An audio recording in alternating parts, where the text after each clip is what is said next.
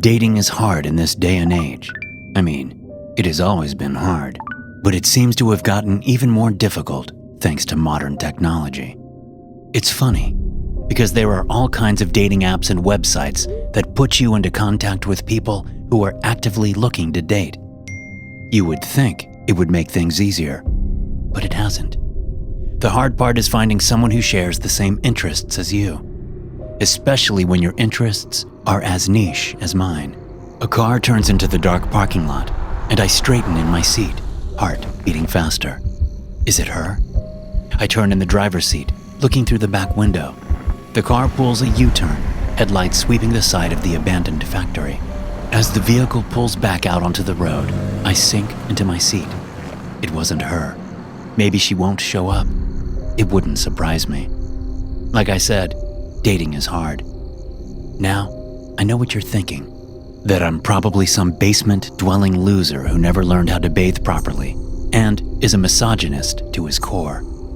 And while I'm certainly not perfect, I'm also not an asshole.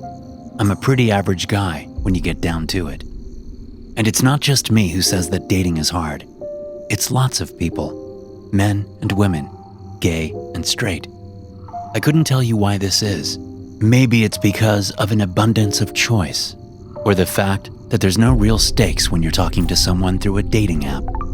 Things only get real when you go out and meet the person. And even when that does happen, which isn't very often in my experience, there's still a big chance that one or both of you won't feel the spark.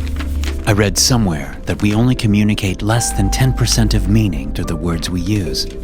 Most of the meaning we communicate is through tone, facial expression, and body language.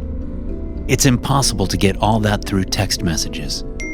Facing front again, I think that using a dark web dating service was a mistake, just as using all the other dating apps and services on the regular web was a mistake. It hasn't done anything but get my hopes up, only to dash them against the ground like a body tossed off a cliff. With Gemma, I thought I'd found exactly what I was looking for, but she probably won't show up. And even if she does, she'll probably take one look at me and decide she's made a mistake. Like I said, I'm pretty average. And when women are bombarded every day with images of guys with washboard abs, jutting chins, and shoulders the size of bowling balls, average looks pretty shitty. Then again, it could go the other way. I'm not immune to the images of gorgeous women that populate what passes for culture these days. Movies, TV shows, social media. It all presents an impossible standard of beauty. We all want what we can't have. Pulling out my phone, I check the messages. Nothing from Gemma. She's already 5 minutes late. Headlights wash over my car as a vehicle turns into the secluded parking lot. Once again, I turn in my seat to look out the back window. It's hard to tell what kind of car it is in the dark, but it looks like a boxy sedan of some kind. Could it be her? Fully expecting the car to turn around, I'm surprised when it doesn't. I feel my hopes rising again. The sedan pulls up next to my car, and I can just see the heart-shaped white face through the windows. I smile, and so does she. I can see her red, shoulder-length hair. Her blue eyes are like little headlights of their own in the dark, brilliant and big. So far, so good. Stepping out of my BMW, I move around the back and approach what I now see as a Chevy Caprice Classic. It's an old car with a large trunk. It seems to be in good condition. As I wait a polite distance away, I see the window roll down. Gemma sticks her head out with a regretful smile on her face. Tim, can I see our message thread on your phone, please? Yeah, sure, I say, stepping over. That's close enough, she says when I'm next to her back door. The Caprice is still running, and she hasn't put it in park. I can tell by the brake lights. I show her my phone. Okay, she says. Thank you. She's just verifying that I am who I say I am. After all, this is our first time meeting, and it's the most dangerous time for both of us. She shuts off the engine and steps out of the car, keys in her left hand. I back away, standing next to my BMW's trunk. Gemma is wearing a form-fitting white top with a matching skirt. She looks good. My hopes have never been higher. She looks me up and down, and she doesn't run away screaming. So that's a good sign. I'm wearing brown slacks and a black and blue button-up shirt. First date attire, somewhere between casual and formal. She steps over and extends a hand. I'm Gemma, She says. well, that's not my real name, but we're not there yet. I smile, taking her hand. Her skin is soft. Yeah, just call me Tim for now. We stand for a moment, holding each other's hand, sharing a long look. It's a good thing. Well, I say, taking my hand away. should we do this? God, yes. I turn to my trunk while Gemma steps to hers. We both insert the keys and then look at each other. With a nod, we both turn the keys and open our trunks. The man in my trunk screams against his ball gag, thrashing as much as he can, which isn't much. I have him trussed up pretty good. His green eyes sparkle with fear. But I only glance at him. He means next to nothing to me. My attention goes to Gemma's trunk. There's a woman in there. A woman I know well. My ex-girlfriend, Cassandra. Our eyes meet, and she sends me a desperate, pleading look. She can't speak thanks to the gag, but the look is easy enough to parse. My whole body vibrates with excitement. This is her, right? Gemma asks. I nod, smiling. And this is him? Your ex-husband? That's him, all right. She says. Once again, Gemma and I share a look. Without having to say a word, we each move to grab our tools out of our cars. Then I move to her trunk, and she moves to mine. I look over and see that she's pulled an ice pick from her tool pouch. Are you kidding me? I say with a grin, pulling out the very same brand and style of ice pick from my identical pouch. She looks at me and smiles. I think this is going to work out very well, She says. I nod, suddenly feeling like the luckiest man in the world. Then I turn my attention to my ex. As I work on her with the ice pick, I can't help but glance up at Gemma across the way. She looks even better splashed in blood.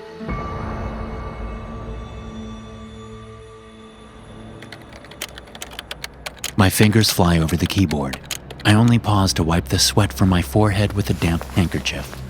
There's a gray and grimy residue left on the desk where my wrists rest. This is the culmination of nearly a year's worth of work. And it's going to show the world the dangers of the dark web. It's going to show them that we need more dollars, more manpower, and more effort directed at stopping what happens on the dark web. It was nearly 2 years ago when my little sister went missing. She was 13 years old. The detectives assigned to the case discovered that my sister, Chandra, had frequently visited the dark web. She would mostly chat with people. She wasn't doing anything illegal. She was just a curious teenage girl. Probably heard about the dark web from someone at school. But just because she wasn't doing anything illegal didn't mean she was safe on the dark web. Far from it. She didn't know what she was doing, and someone eventually figured out where she lived. They came and took her, and she has never been found to this day. No sign of her, no body, no ransom note, nothing. At first, my parents and I held out hope. Maybe the man would let her go. Maybe she would escape and make her way back to us. But it never happened. For the first year, we hoped. But once 12 months had passed, it was clear that she was gone. At that point, I started hoping she was dead, because the alternative would have been so much worse. And that was around the time I made it my mission to shut the dark web down for good. Unfortunately, that's not an easy feat. Not for one man. But if the governments of the world banded together, we could shut it down for good. We could keep innocent children like my sister safe from the dangers of the dark web. And now, as I resume my typing, I'm so close to accomplishing my mission. The program I've been working on is like nothing ever created before. I've surreptitiously installed it on servers all across the world, so that when I initiate the protocol, there will be no stopping it. When I initiate the White Web protocol, it will bring all the disgusting and immoral and reprehensible aspects of the dark web onto the surface web. No longer will people be able to ignore it. No longer will they be able to live in ignorance of the dangers lurking on the underside of the internet. Good people all over the world will log onto YouTube or Facebook or Netflix, only they won't see what they're hoping to see. They'll see the dark web. They'll see the atrocities that I've been steeped in ever since my sister went missing. And they will rise up in anger, shouting for the dark web to be destroyed once and for all. I enter the last line of code and lean back in my seat, grabbing the handkerchief as I do. The program is finally ready. All I have to do is execute it. The ceiling overhead creaks, and I know it's my mother, wandering the house like a ghost, haunting and haunted. My father has thrown himself into his work, but my mother has no such luxury. She does nothing but wander the house, staring at pictures of Chandra on her phone while muttering imagined conversations with her. What I'm doing won't bring my sister back, but it will help protect other children from the evil of the dark web.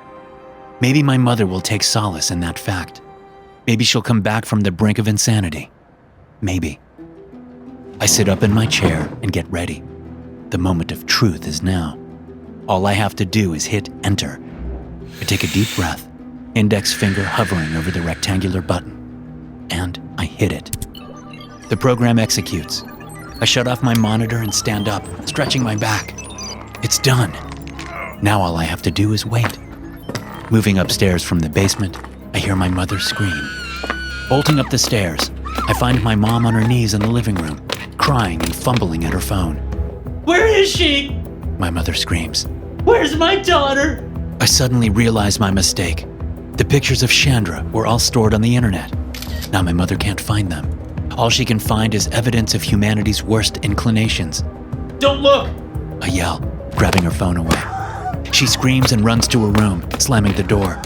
I glance at the phone before tossing it aside. And as I head down the hall to comfort my mother, I hear the unmistakable crack of a gunshot from the bedroom. My throat constricts, and I freeze in the hallway. Mom? There's no answer.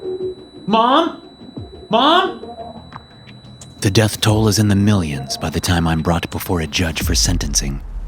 It turns out, when people are faced with constant reminders of the atrocities humans are capable of, and when their only means of escape is no longer available, they quickly decide they don't want to live anymore. The rash of suicides was unprecedented. Millions dead. All because I wanted to do something good. I wanted to protect the children, to prevent what happened to Chandra from happening to another kid. Instead, I'm responsible for so many deaths. And as much as I want to end my own life, they won't let me. As the judge reads out my sentence, I know that I'll have a very long and very horrible life locked up in a tiny cell. The worst part? They got the internet back to normal, and the dark web is still going strong. I found the filter on the dark web. I couldn't resist. Honestly, I came to the whole spider filter thing a little late. By the time I tried it on my friend, Jen, she'd already seen all the TikToks and YouTube videos of people pranking each other. If you don't know what I'm talking about, it's pretty simple. There are prank apps you can download that make it look as if a spider is crawling on you. All you do is download the app, start your phone's camera in selfie mode, and you will see spiders crawling on the face of whoever is on the camera. When someone looks at the phone and sees a spider crawling on them, they tend to freak out. Even if they don't actually feel the legs on their skin, it can still cause panic. Seeing is believing, after all. But the app I found on the dark web boasted a more interactive experience. Instead of using selfie mode, this app said you had to initiate a video call. The person who picked up the call would not only see multiple spiders on them when they looked at the screen, but they would actually feel the spiders crawling on them. Apparently, this was done by sending some minor electrical impulses up through the phone in their hand to their face. These impulses would imitate the feeling of spiders on their skin. They even had a disclaimer about not using the app on someone who was likely to have a heart attack. Luckily, my friend Jen was young and pretty fit. I didn't think she'd have a heart attack, but she would probably try to kill me after all was said and done. It would be absolutely worth it once I had the video footage. That was another thing. You could record the call. So I made sure to scan the app for viruses and malware before downloading it to my phone. I followed the instructions that came up and then opened the video call app. I saw the little dot that told me it was recording, and I called Jen. Hey. Jen said, her face appearing on my phone screen. The screen was split in two, each of our faces equally large. I could tell that she was sitting at her desk in her apartment. She worked from home. Hey yourself, I said, recalling how the instructions said it would take a few seconds for the technology to analyze faces in order to place the spiders correctly. What are you doing? Jen narrowed her eyes. She knew something was up.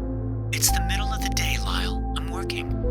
Oh, right, I said, kicking myself for not coming up with some seemingly legit reason to call her. Luckily, I didn't have to wait much longer. A large and hairy spider crawled around from the back of her head, moving over her ear and onto her cheek. Another one followed right after it. Jen's eyes went wide and she slapped at her cheek with one hand, using the phone as a mirror. It even looked as though the spider flew off when she hit it. Man, this app is dope, I thought, fighting to keep the smile from my face. Several more large spiders appeared, crawling around the back of Jen's head. She screamed, jumping up from her seat as she slapped her face to get the spiders off, but they were coming too fast now. They were nearly covering her whole head. It looked like one of the fake arachnids even bit her. She cried out in pain and then dropped the phone, which went clattering to the floor, landing face down. The sounds of Jen screaming and furniture crashing filled my ears as I stared at the black screen. I figured she was just trying to freak me out, and that at any moment she would pick up the phone to berate me. But the call suddenly ended, cutting off her increasingly frenzied cries. I walked out to the living room and sat down, expecting her to call me back. This was the way we did things. I would prank her, and she would berate me while we both laughed about it. Minutes ticked by, and she never called. So I called her. There was no answer. I tried her again and again. The calls went to voicemail. Finally, I got my keys, hopped in my car, and drove over to her apartment. I had a spare key of hers. I'd recently watched her place when she'd gone on vacation to Colorado, but I didn't want to use it if I didn't have to. After a full minute of knocking on her door and trying to call her, I knew it was my only option. I just kept picturing her sitting on her couch, waiting for me to go in. She'd point and laugh and say, "The look on your face! I got you!" And that was just what I expected when I unlocked the door and stepped inside. But she wasn't there on the couch. She wasn't in the kitchen. Jen? I called, walking down the hall toward her office and bedroom. I got to the office door, which was closed, and knocked. There was no answer. I turned the knob and stepped inside. Jen was on the floor amid her toppled computer monitor, spilled pens and pencils, and her overturned desk chair. Her face and neck were both swollen beyond recognition. There were red welts on the crests of all the swollen areas. Spider bites. I could tell by the lack of movement that she was no longer breathing. The air in the room was suddenly thick and hot. My throat constricted and my eyes blurred. Then I felt something fall onto my shoulder. I looked down to see a giant hairy spider there. Reflexively, I swept it off. Then another one fell onto my shoulder. I looked up, shrieking softly as I saw spiders of all shapes and sizes completely covering the ceiling. Their little black eyes were fixed on me. As I turned to run, the spiders fell on me. They covered me like a heavy blanket, biting and crawling under my clothes. They invaded my ears, filled my nostrils, and burrowed under my eyelids. When I opened my mouth to scream, they poured inside, cramming themselves down my throat. They squirmed and bit and burrowed. I fell down next to Jen's body, where I took one last agonized breath, inhaling 2 lungfuls of murderous spiders before the pain crescendoed and everything went black. Thanks for listening. If you enjoy these stories, be sure to subscribe to the podcast and check out some more of my episodes here.